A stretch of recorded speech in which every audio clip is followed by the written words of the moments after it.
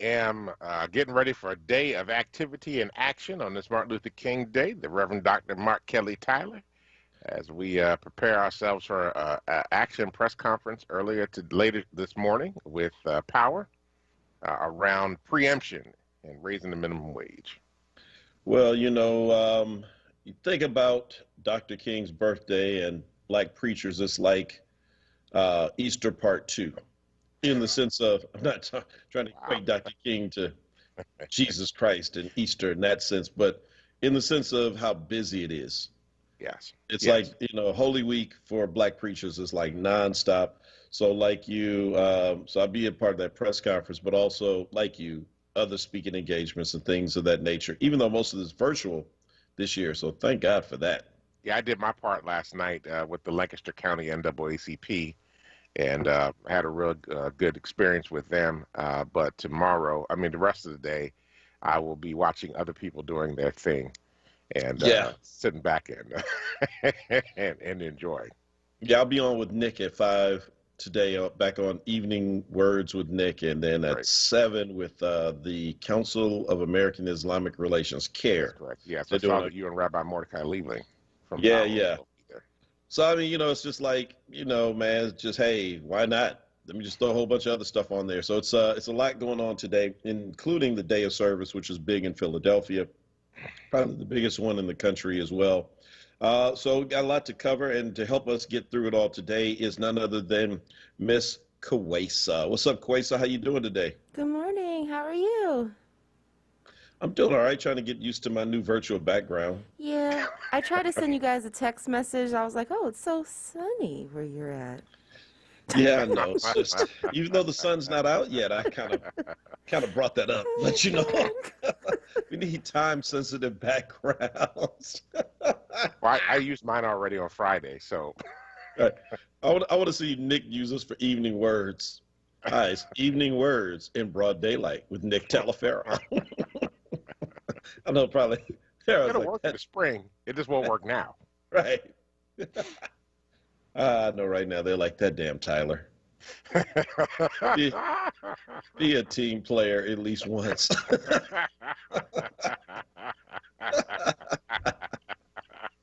Sorry. Hey, so anyway, glad to see folk on Facebook Live. Hit the share button. I know folk are rolling out of bed late this morning, rather, because people are off work.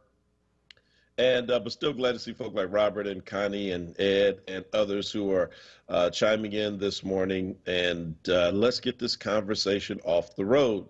So this is a very unique Dr. King holiday, given all that is going on in our nation, not just in the capital, but in all of the state capitals.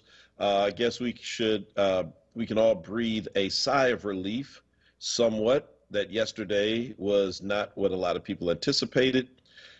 And then most of the capitals, including our own, in our region, Harrisburg and Trenton, were pretty quiet. Not many armed Trump supporters showed up. But, that's to be expected because a lot of their friends are starting to get those charges slapped on them for the Capitol insurrection. It's not over yet, though. It's not over. No, of course. Well, we still have a couple of days to the inauguration, and there could be some coordinated events happening on the day of the inauguration, so we need to watch and see what happens with that. But I so deeply appreciate how the how the D.C. Attorney General's office is really pushing the federal government to go after these people. So they are rounding them up left and right, and family members are turning people in. Dude, did you see? Oh, where's the story? That's how you know they're not black people. Well, yeah, well. Wait, where is the story of the daughter who turned her mom in?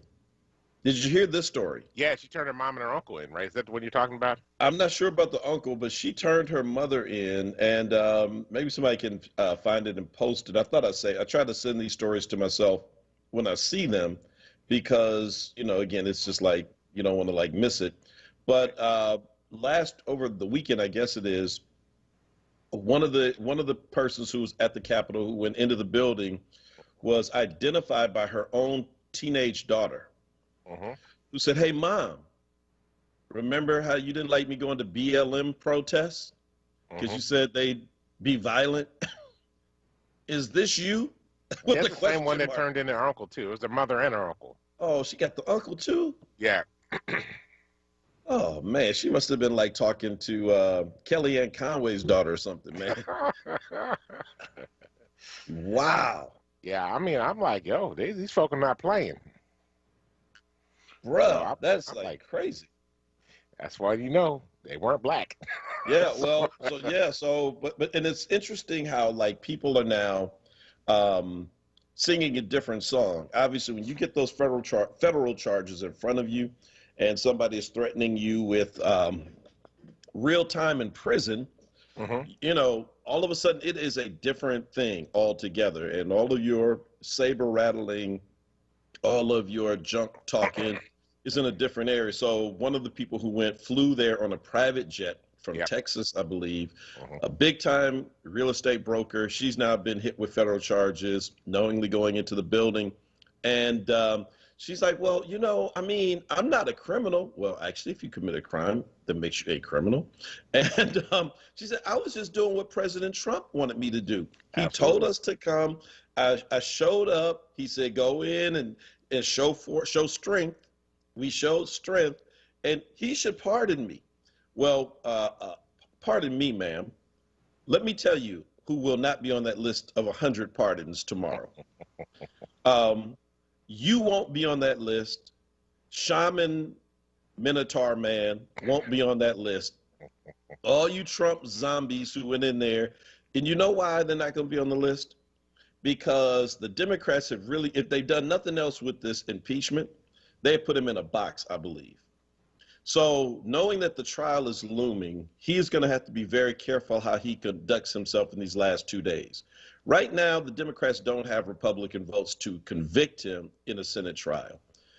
Everyone knows he's going to pardon a ton of his friends and may even wave the wand over himself. That would be highly controversial, but I think people are kind of bracing for it. Hmm. But if he were to give a blanket pardon tomorrow for the thousands of people who went into the Capitol on last week, who were hunting down, I don't know if you've seen the new video, but we need to talk about that. The new video by the New Yorker embedded reporter who walked through and just, I mean, it's just horrific when you really see the detail of what they did. If he waves a blanket pardon for those folk, I think that is what takes people over the edge. And is Trump really willing to gamble his own future on a bunch of losers in his mind? Well, I mean, I think that's the challenge, and I mean, honestly, his followers are now turning on him, and they're basically said, "We don't care what you do at this point. You've betrayed us. We're going to take this movement beyond you at Mm, this point." So to make America great again, he doesn't even control it anymore, because folk feel betrayed by him by the words that he's spoken after the insurrection with regard to prosecuting, well, not necessarily prosecuting, but calling out the insurrectionists mhm. and their violence in attacking the Capitol. So I mean, some of them have basically said, you're on the list now too, in much the same way they turned on Pence. Mhm. Because he demanded now they're going to. I mean, this is what happens when when you go to bed with dogs, you wake up with fleas, and Woo, woo, woo. that's that is the problem that we're facing in this moment. And I mean, I just think for white folk to always come across as, and not all white folk. Let me just be clear about that. But a lot of Of folk course, think of they're course so not. superior and better than black folk and others. How could you be this dumb? Please help me understand that.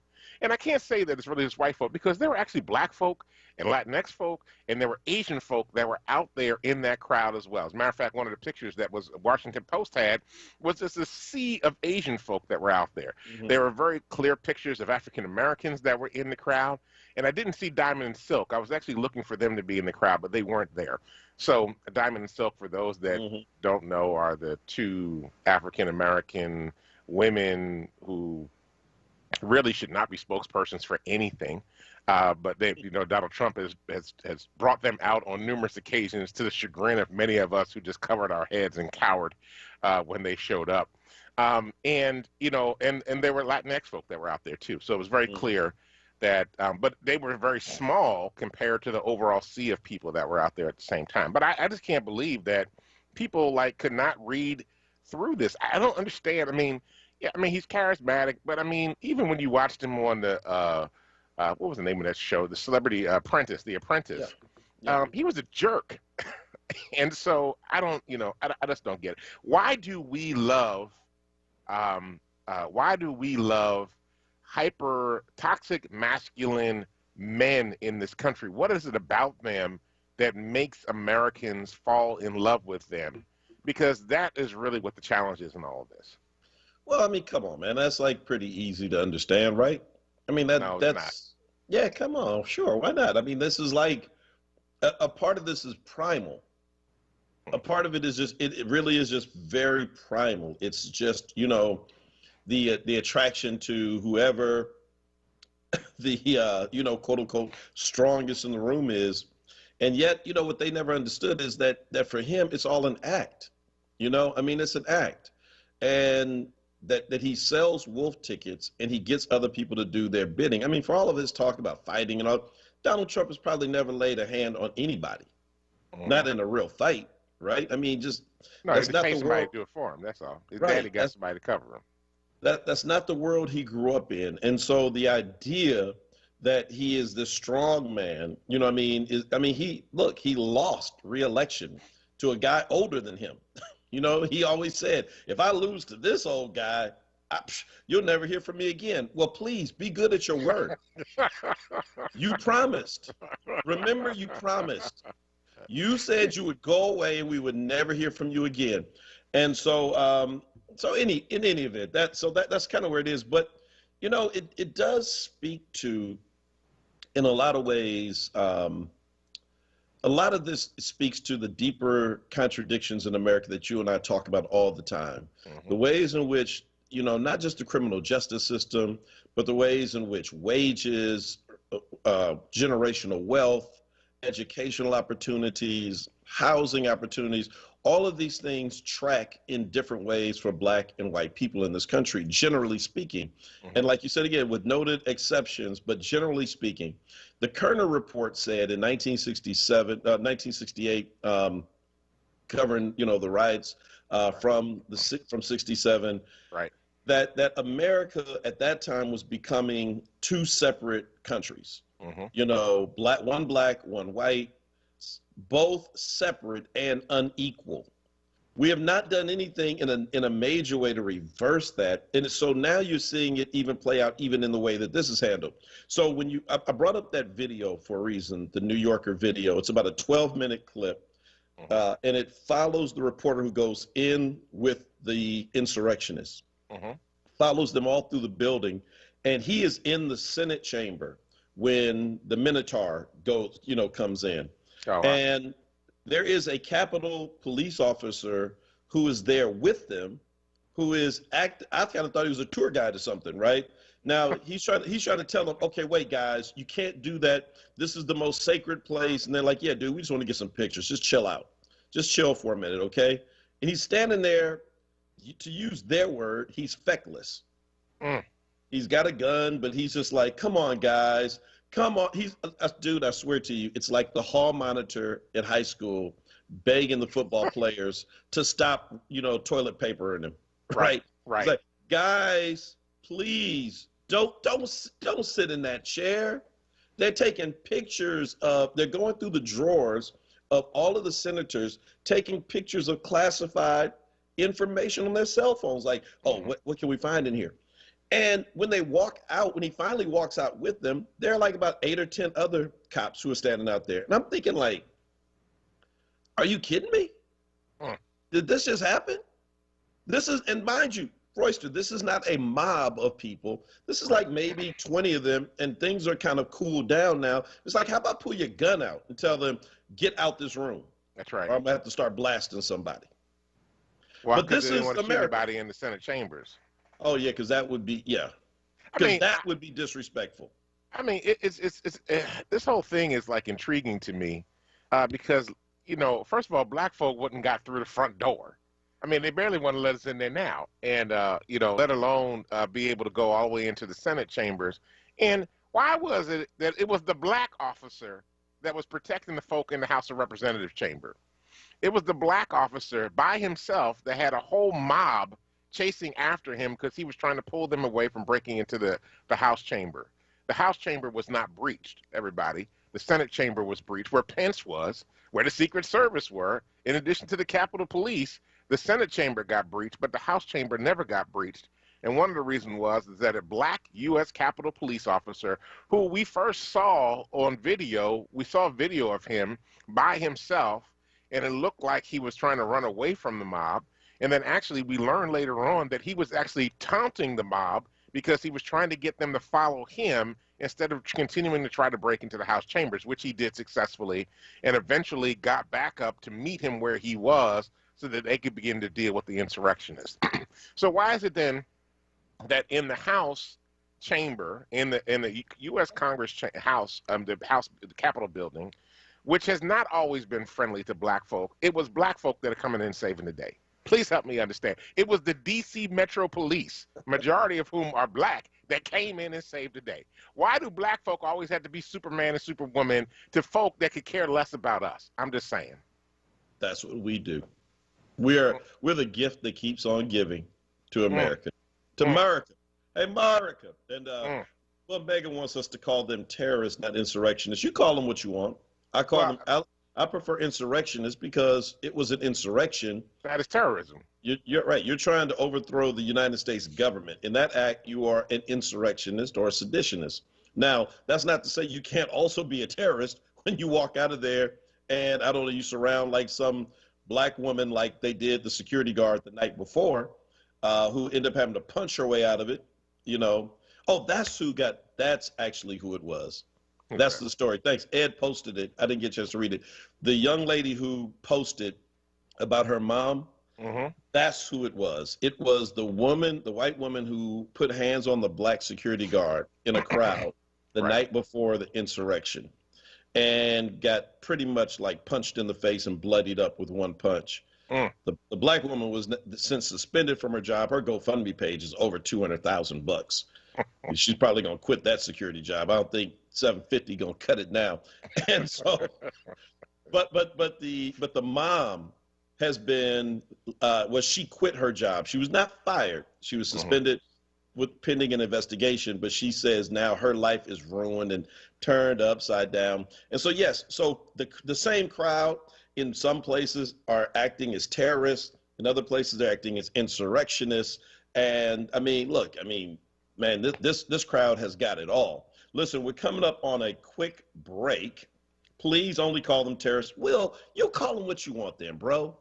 Call them what you want. I got a dictionary right here. Dictionary.com tells me clearly what an insurrectionist is. They're insurrectionists and terrorists. But you call them what you want. All right, we got to take a quick break. We come back. Hey, I got to tell you about November the 8th, 1870, in the Camden riot. Okay. The Camden election riot. And Philadelphia police's role in it, because it relates to today. It's the Power Hour. We'll be right back. Listen to Laborers Live. We created the weekend. We created the 40-hour work week. We just want enough to feed our family, be able to send our children to college, and let our next generation do better than we did. To people that might have forgot how important unionism is in a country like the United States. People now infringing on our 8-hour workday, trying to work people more than 8 hours without overtime, trying to work people without benefits. In the long run, everybody's getting a fat paycheck except the worker. So this is really a wake-up call for America. The struggle is continuous. Tune in to Laborers Live every Friday from 4 to 5 p.m. Sponsored by LESIT, the Laborers Employers Cooperation Education Trust of the Laborers District Council of Philadelphia and vicinity. Local 332, Sam Staten Jr. Business Manager. Local 57, Esteban Vera Business Manager. Local 135, Dan Woodall Jr. Business Manager. Local 413, James Harper Jr. Business Manager. The Laborers District Council, Ryan Boyer Business Manager, and Tony Staten, Executive Director of LESIT. You know that feeling? Like every door is closing and you just can't see a way out? Being unemployed, underemployed, or just out of school can feel like that. But when you find the right tools, suddenly everything just clicks.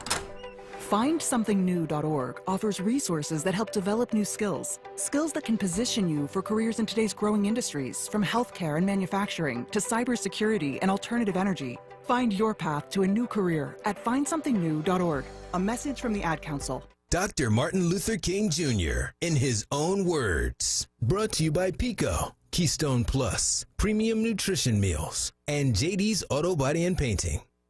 The immortal words of Dr. King.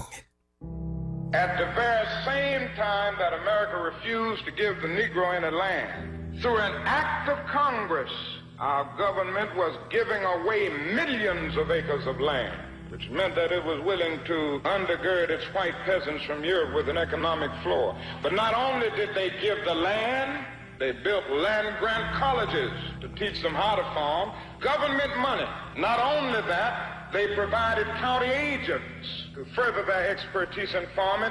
Not only that, they provided low interest rates in order that they could mechanize their farms. Not only that, today many of these people are receiving millions of dollars in federal subsidies not to farm, and they are the very people telling the black man that he ought to lift himself by his own bootstraps. This is what we are faced with, and this is a reality. Now, when we come to Washington in this campaign, we are coming to get our check. Brought to you by Pico, powering communities, Keystone Plus, Premium Nutrition Meals, and JD's Auto Body and Painting for all your auto body and detailing needs. You're listening to WURD Radio, 96.1 FM and 900 AM WURD, independent black media. Welcome back to the Power Hour with Mark Kelly Tyler and Dwayne David Royster. We are here Monday through Fridays from 6 a.m. to 7 a.m. to bring you the latest news, happenings around Philadelphia, and, of course, our opinion. You can check us out on Facebook, on YouTube, on the WURDradio.com, and the WURD Radio app. As a matter of fact, if you are watching us right now on Facebook, go ahead and hit that share button and let people know that we are out here on this King Day, and that we are beginning programming here on WURD early this morning. All right. So early in the morning. Yeah. Early in the morning. All right. So you're supposed to tell us about the election raid in Camden that Philadelphia police were involved in. So I posted it in I wrote this blog piece like years ago when I was, doing when blogging was a thing. And the old blog is still out there, markkellytyler.blogspot.com. You can see some of these old stories. But yeah, so I was just really kind of thinking about this here lately, because one of the big things that passed in Philadelphia recently is the Independent Police Oversight Commission, which now has to be drafted and written out to replace the Police Advisory Commission. And, it's going to be really, really important, folks, that this is something that has real teeth, something that has full investigation powers, and ultimately something that can recommend discipline, including termination. My vision long-term is that this commission would become a board that has full responsibility for all things related to policing, everything, including the budget. Now, I know we're a long way away from that. But, I mean, politicians have proven that they are incapable of holding police accountable. I mean, We had cops go down to D.C. last week. 7 SEPTA police officers were there, at least 7 that we know of. The person who's responsible for recruiting in Philadelphia police, she was there, has been since reassigned. And by the way, isn't this interesting? Philadelphia had one of the whitest incoming academy classes in the Philadelphia Police Department this last year. That makes sense. Isn't that a strange coincidence? No, it doesn't. It's not a coincidence at all. It's intentional. And this is where we're going to start seeing all these, as the D.C. Mayor Muriel Bowser says, white domestic terrorists show up and show themselves. Right. So, so I bring all that back to this historic story of the first big election where black folk could vote. Everyone in Philadelphia knows about Octavius Catto, who was killed during the election violence of 1871. The year before, however, in Camden, right across the river, the same thing happened. And as black men went into the polling places to vote, they were met by violent white mobs who beat them with clubs. And at one point, because the men kept going back to vote, they finally cast their votes. At one point, the white mob was so angry They took the wooden ballot box into the streets and smashed it to pieces. Wow. The image of that is as shocking as what we saw last week, where, angry white mobs trying to overturn the votes of black voters, right? And so this is, I'm just saying, I want people to understand that this is not what we saw last week, and what we heard over the last several months is not coming out of thin air. There is a long history of this, right? And this belief that somehow, we are trying to steal something. So the mob that broke the ballot box and beat up black voters in 1870 was aided by off-duty Philly cops who came over on the ferry. They were a part of, the mayor at that time was Mayor Fox. I don't know if anybody remembers that name and what he may have been known for, but Mayor Fox, they were known as Fox's police. So you could kind of hire them to do your dirty work. Need some employees like busted over the head talking about trying to get better wages? Call Fox's police. Got some Negroes trying to vote across the river? Call Fox's police. That Philly PD in 1870 and now Philly PD in 2021 still up to the same thing, trying to use supportive. I won't say trying, because we don't know if she went in the building or if those officers went in, but certainly in a place that turned up and tried to overthrow by force, insurrection, black people's votes. So yes. And there's an article out, the Associated Press has an article out that the defense officials fear an inside attack at the inauguration, and they're now trying to vet the 25,000 National Guards people that are down in D.C. because they are afraid that there are National Guards people that will turn during the inauguration and cause an attack during the inauguration. And they've given them guns this time in the Capitol. And so, there's something about military policing that attracts racist and attracts white supremacists. Again, going back to that toxic masculinity thing, and that drives them into these places. And now there's a question of their allegiance. Certainly, what you were talking about, there was no allegiance to the political process. It was an allegiance to white supremacy on the part of white police back in the 1800s. And now, even today, there is a deep issue with folk. And I mean, it's not just the National Guard they need to look at. They need to look at the police officers. Police forces from around the country are sending police down to protect to be a part of a police force to protect D.C. during the inauguration, right?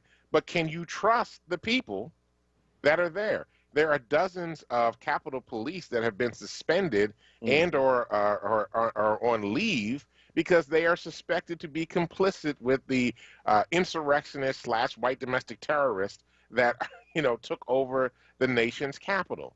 So then it goes to beg this question: if this is the case, then how do you expect black folk to have a good relationship with the police departments when you are intentionally hiring white racists, white supremacists into these organizations to then come and police black communities? And again, so your question is exactly why I'm saying that an independent police board is one of the ways that we get there. The problem with having it in the hands of the mayor or even the city council, all due respect to council people who may be listening, is that politics always gets in the way. If you have a board that is elected directly from first of all, let me just say that I am not in favor of any appointed board or commission. I say we shoot that down. If anybody comes out talking about that this should be appointed by council or whoever else, to them I say, well, nobody counted you. Nobody appointed you. This is the funny thing that I hear all the time whenever because we had the same argument with the school board.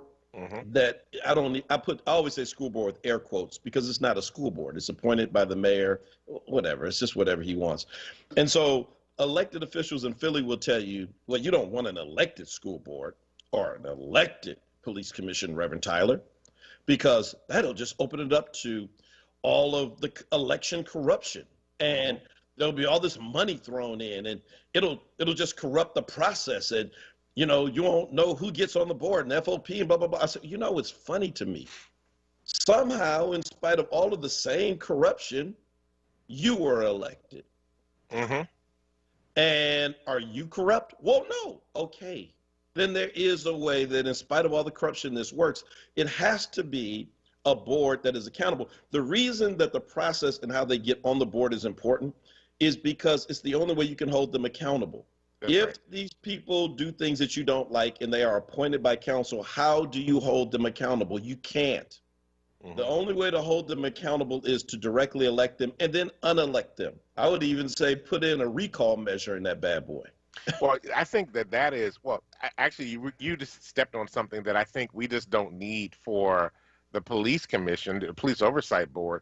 We actually need a recall provision for the state of Pennsylvania.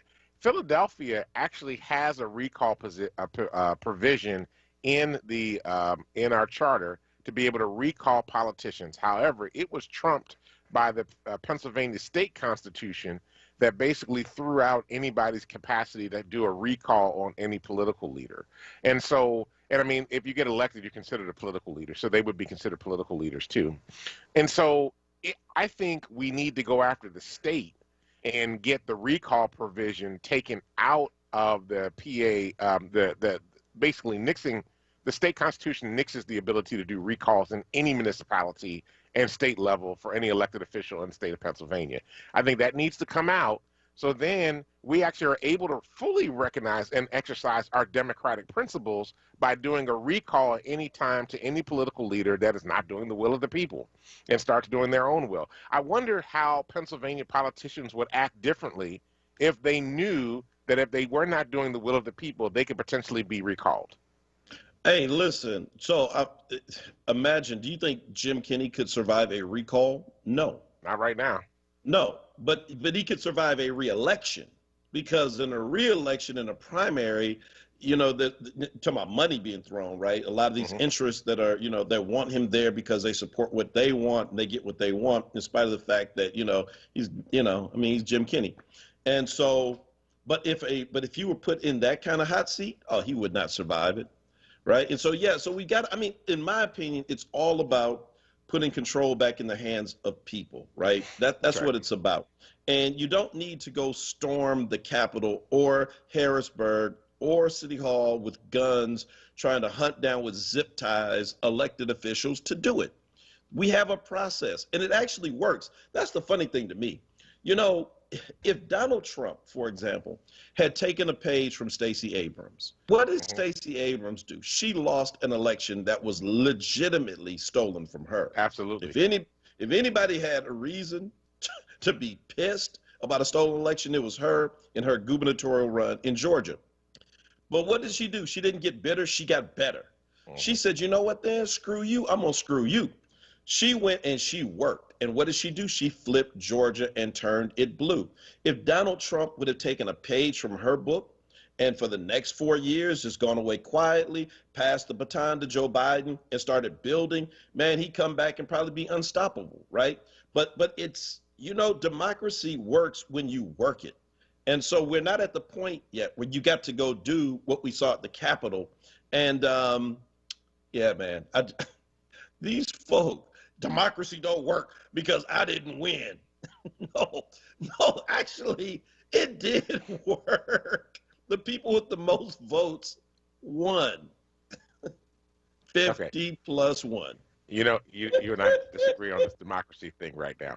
But anyway, I'm not going to go there right now. I just want to make a note that the zip tie guy that was arrested by the FBI, this was the guy that was walking around with the zip ties because he was going to zip tie congressional leaders and Senate leaders. I just want to say that he got arrested with his mama. Oh, man. His mom got arrested, too. And his mom's a nurse in Georgia. Like, we need nurses right now.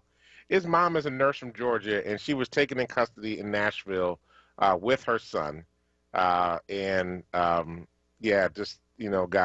caught up. So this is just insane.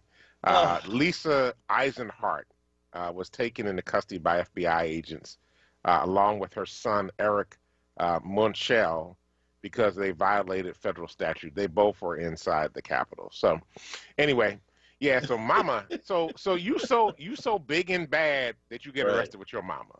That you let your mama get arrested. I mean, come on now. That's crazy, man. Hey, well, crazy. Bernita likes that do the work Delta piece because, you know, Stacy is her soror. Glad to see Connie on this morning. Kasahu. Glad to see Patricia, Ivy, as well as Sheila. Glad to see, I think you already shouted out Marlene. Glad to see all the folk who are on Facebook Live early in this morning. Shamika, glad to see you as well. Listen, I mean, there's a lot to do. And as we remember Dr. King on this day, I think what we need to remember and embody more than anything else is the fact that so much of what was accomplished in the 1950s and 60s was accomplished without us even having the vote. I mean, we had to get the vote without even having the vote, right? Mm-hmm. And had to persuade and push people who, by all accounts, could have just said, nah, we're good. We're just going to leave it like this. Right. And yet they were able to push the country to do what it did not want to do in a lot of ways. And so I say that we need to embody that spirit. I think we give up a little too easy. And so we've got to have more tenacity in our push. Speaking of giving up, man, there's this hilarious article about this young white kid who's leaving New York City. He's had enough. It's just been a bad year because in 2020, apparently he's the only one who had to go through COVID. He's the only one. I don't know if you saw this story. It's like trending big time. No. It's like he's just like whining, man. You know, like, you know, I saw somebody get mugged, and this is not the New York I remember. I had to go for 3 months and go and live in my family's guest home in upstate. It was so bad.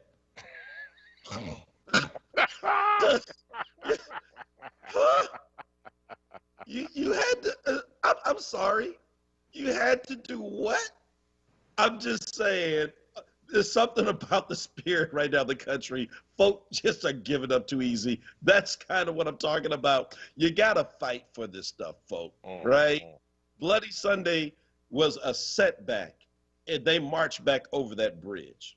The horrific day after the bombing at the Birmingham jail, they buried those 4 little girls. They were back at in fact, they didn't stop. They went alongside with the burials. That's right. But buses were burned as Freedom Riders came into the states, southern states, and they kept coming. Folk were beaten at Woolworths and 5 and dimes all across this country, but they kept coming. I mean, Cheney, Goodman, Schwartz went missing, were killed, but they kept coming. Medgar Evers. I mean, do I have to call the entire litany? And yet folk kept coming. And so we can't let the fact that we get pushback stop us from going forward. So again, I say there's a lot we could talk about King's legacy, but I think the overarching theme is the fierceness by which our ancestors operated in, and we need a whole lot more of that because we have more today that we did not have then, and we seem to get less for it. We got to take a break. It's the Power Hour. When we come back, we'll finish up this last segment and let you get on about MLK Day business. We'll be right back. I'm Anthony McGlaughlin. Been denied insurance? Call 215-782-8574. Life insurance, age 0 to 85, no examination needed. Homeowners insurance, any home, any condition, same-day coverage. 215-782-8574. Auto insurance, we can have you covered in 15 minutes. Business insurance, call 24 hours a day, 215-782-8574. I'm Anthony McGlaughlin. When you need insurance, I can help. Announcing the Black Words Book Club, Word Radio's new monthly conversation on books that explore the African American experience through social, economic, and environmental justice issues. Tune in the second Tuesday of every month on Evening Words with Nick Taliaferro, 4 p.m. till 7 p.m. The next book for February is Long Time Coming, Reckoning with Race in America by Michael Eric Dyson, a New York Times bestseller that traces the roots of racism from slavery and Jim Crow to police brutality. Be sure to listen live, as Nick Taliaferro will hold a contest for a giveaway book bundle that consists of 4 titles from Kensington's Defina's Authors of Color's newest release. Don't miss it, February 9th on Evening Words with Nick Taliaferro. Attention for Word members. Get your copy and receive a 20% discount when you purchase at Harriet's Bookstore or Hakeem's Bookstore. For more information on the Black Words Book Club, visit wordradio.com. The Black Words Book Club is sponsored by Defina. Defina is an imprint of Kensington Publishing Corporation, America's independent publisher, concentrating on authors of color. Now, a traffic update on Word Radio. Good morning. This report sponsored by ExpressPros.com. Not a bad ride here in the Philadelphia area, 95 southbound. You're going to find that building a bit Cottman down through Bridge through the ongoing construction. South of that, not bad. Allegheny through Girard, northbound moving fine. Westbound Vine Lake Parkway through the Schuylkill Expressway. Schuylkill westbound from University through 30th. Some volume building through that construction. Eastbound side looks pretty good. PA Turnpike, Bluebird 476. No major problems there so far this morning. 42, 55, 295. Not bad yet in South Jersey. Looking for an easier way to find your next call center or accounting job? It's time to get to know Express Employment Professionals. Visit ExpressPros.com to find one of more than 830 locations to support any job search, and there's never a fee. For more traffic information, log on to SIGAlert.com. Jim Bachman with your Philadelphia area traffic. Now, a Word weather update. Here's NBC 10 First Alert meteorologist Bill Henley. Sunshine is on the way with a few clouds passing through, a chilly breeze blowing. Temperatures will climb into the mid-40s today and feel like it's in the 30s. A high of 45 this afternoon for Philadelphia. Mainly clear tonight, 30 the low, 43 tomorrow afternoon. Mostly sunny skies and a bit breezy for Tuesday. Then the winds pick up and it gets colder on Wednesday. A cold blast, 29 the morning low, just 36 in the afternoon. I'm NBC 10 First Alert meteorologist Bill Henley with your most accurate forecast. Count on it. You're listening to Word Radio, 96.1 FM and 900 AM WURD, independent black media. Welcome back to the Power Hour. Mark Kelly, Tyler, Dwayne, David Royster here on This King Monday. Hey, just wanted to highlight, we have deep ties to the civil rights movement, even here in Philadelphia. It just so happened I was doing some research yesterday, and I had forgotten about the deep influence of the Reverend Dr. Prathia Hall Wynne here in Philadelphia from, was a pastor of the Mount Sharon Baptist Church that her dad founded, was also a leading academic and leading professor in many colleges, but she was she had a degree in political science from Temple, but joined SNCC and worked in Georgia for many years. Actually was shot by police and jailed in Georgia while she was working for SNCC. And what's actually interesting is that they attribute the I Have a Dream speech and I Have a Dream theme that Dr. King worked with from Reverend Dr. Prathia Hall Wynne, who was a womanist theologian and ethicist, that she was the one that he first heard say that, and then took it and modified it and eventually became a part of his own repertoire of preaching. And for those that don't know, most preachers have themes that they kind of stick with, and that was a theme that Dr. King took and stick with and developed into his own. So on this day, while we are honoring Dr. King, we need to also honor those that offered him something to help build off of his great career. And so we lift up the Reverend Dr. Prathia Hall Wynne, who was the late Reverend Dr. Prathia Hall Wynne, who was the senior pastor of the Mount Sharon Baptist Church, founded by her dad, that still exists on 16th and Girard, 1609 West Girard. So I had no idea that Prathia was from here. Yes. So let me tell you where. So my connection with her was in her latter years. Okay. So, but by the time I met her, she was a professor at United Theological Seminary in Dayton, and I attended Payne Seminary, which is 18 miles away in Wilberforce, Ohio. And so she was certainly legendary. And of course, when you're younger, you don't fully understand who a lot of these folks are, and you don't understand the reverence that people have around them if you don't know the name. And so, but that's how I actually got to know her. And I mean, Doc, let me tell you, man, she was like, I was in one setting. Do you remember the Kelly Miller Smith Institute they used to do? Yeah. Yeah, down ITC. The one I went to was in Nashville at Vanderbilt, hosted it.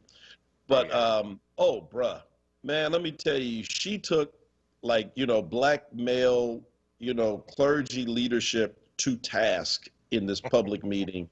And I mean, she was just weeping, talking about just the ways in which misogyny had hurt the struggle then and was still alive. Now, mind you, this is the early 1990s at that point. And I mean, she just wrecked the room, with truth telling. And so, so certainly shout out to her. There's a great short article today, speaking of women who were part of the movement in some ways that have often been overlooked. Sadie Tanner Alexander. I know Bernita's going to like that. And who's also the daughter of the late Bishop Tanner, AME, and the sister of the artist Henry Ossawa Tanner. But she was an economist, received her PhD from the University of Penn as an economist in like the early 1920s. Wow. Crazy. Wow. And I'm not sure she was a founder of Delta Sigma Theta, or she was, I want to say she was, but I know she was, I'm sure Bernita will let me know right now. But again, so Dr. Prathia Hall-Wynn, you think of Amelia Boynton Robinson, who was, John Lewis gets a ton of, gets all their name recognition for Bloody Sunday, but Amelia Boynton Robinson was right there as well and went back. And so we have to even look at how we understand and unpack and talk about these moments. There were more women than simply Coretta Scott King and Rosa Parks. There would not have been a movement then without Black women, and certainly now as well. So I'm really appreciative of you bringing that up as well. Bruh. Yeah, go ahead. And I was just going to say, and just, Dr. King was an alpha. And so we just do want to give a shout out to all the Black Greek organizations that are celebrating anniversaries this month. That's all I wanted to say.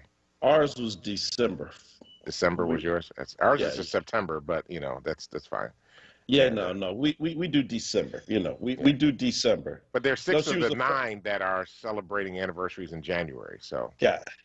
All right. So she was actually the first president. Thank you, Bernita, for that. I didn't think she was a founder, but I knew she was very prominent. Hey, so again, I want to, man, there's so many things that you'd love to get to today, but can't get to all of them. In Texas, I think it was Texas. No, it wasn't Texas, but a Army veteran, maybe it was in Oklahoma, shot a teenager. A Black teenager. Yeah, girl. It was Des Moines, Iowa. Mm-hmm. And he is now being charged with attempted murder. She survived, thank God. Teenagers were surrounded by some violent Trumpers back in December who said they were just, quote unquote, having fun with her. That's what a 70-some-odd-year-old man said. We're just having fun with them, razzing them, by surrounding their car, making them think we were going to kill them. So the young lady backed up, ran into a pickup truck. At this point, this guy, who's not connected to any of it, is not his truck. He was not in the group, walks up to defend himself from this car that, again, is not imminently coming after him, shoots in the car, shoots the girl. Mm-hmm. Army vet, 25 years old, now got charges, and he says it was all a big misunderstanding. It was a self-defense. Yes, because they claim that that the girls were using the cars as a vehicle to cause mayhem. They got caught up accidentally in the middle of a Trump rally. That's really what happened to it. Yeah, and they were teenagers. I mean, and look, and maybe they were, and they're talking junk. I mean, well, that's I'm sure they were right. talking junk, but right. And that's their right. But talking junk doesn't necessarily mean you're supposed to get shot, and almost get killed either. And so so talk to me before we get out of here today about the preemption press conference that Power's having, and why is preemption so important? Why is it stopping so much progress in the city of Philadelphia? Please help people understand. Yeah, so preemption is basically a law that the state of Pennsylvania can override what any municipality wants to do. And municipality means both township, city, municipality, borough, even a county. It can prevent them from doing their own things. A lot of people don't realize Philadelphia is actually both a city and a county simultaneously. So it's conterminous is the term that they use to define it. So what preemption does is that there are laws that the counties, the states, the counties, the municipalities, the cities make, and then the state comes along and says, no, we don't think so. That's a state decision, not a local decision. So one of the things that's happened is that there really needs to be a higher living wage in Philadelphia than the one that we have currently. The current state minimum wage in the state of Pennsylvania is the federal minimum wage, which I think is $7.25 an hour. And there's been a move to try to raise it in Philadelphia because the cost of living in Philadelphia is higher than the rest of the state. Philadelphia cannot raise the minimum wage, or it could try, but it would, ultimately get preempted because the state will come along and prevent it from happening. Because the state doesn't want a $15 an hour minimum wage in Philadelphia because it would challenge other portions of the state. Because again, as I often say, outside of Philadelphia, everybody hates Philadelphia. So we are in this situation right now where we need to get preemption passed. And it might actually pass not because people want to raise the minimum wage, but because Republican leadership in counties and their state reps and their state senators did not like the fact that they could not countermand what Governor Wolf was doing during the COVID-19 crisis. So they want to be able to have preemption passed. They want to get rid of preemption so that they have the ability to control their counties. There were some counties that didn't want to close. They didn't want to go into the red zone. They didn't want to be in the yellow zone. They just wanted to stay open. And so there's a possibility that preemption might pass. Today, power is actually, unfortunately, we will have to pass preemption with those folk being satisfied with that so that we can actually raise the minimum wage and change the economic conditions for workers here in the city of Philadelphia. So today, Power at 11 a.m. is having a press conference. You can find it on our Facebook page at Power Interfaith on Facebook. We're going to be standing with several political leaders will be standing with us as we press this campaign that we've been doing with Pennsylvania United, which is based out of Pittsburgh, to be able to change preemption laws so that municipalities can set their own wages, they can set their own policies around paid sick time, they can set their own policies for employers in their various communities.